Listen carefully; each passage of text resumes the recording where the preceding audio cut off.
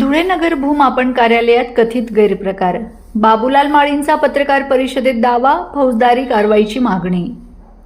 धुळे येथील नगर भूमापन कार्यालयात अधिकृत दस्तऐवजांमध्ये कथित फेरफार झाल्याचा गंभीर आरोप स्थानिक रहिवासी बाबूलाल माळी यांनी पत्रकार परिषदेत केला आहे.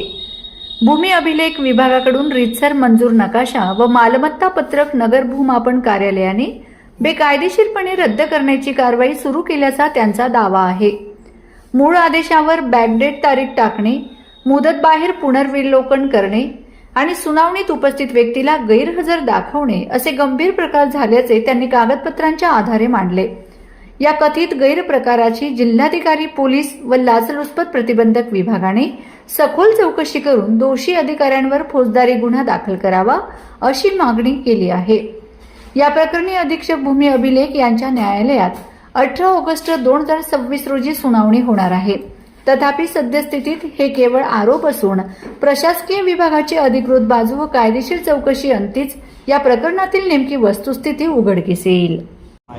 आमची जमीन वरजाई रोड लगत असून माझं मालमत्ता पत्रक व मोजणी नकाशा नगर भूमापन अधिकारी पंडित सुरसिंग पाटील यांनी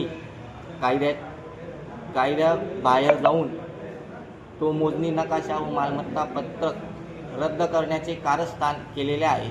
मला या संदर्भात न्याय मिळावा एवढीच माझी या पत्रकार परिषदेकडे मागणी आहे.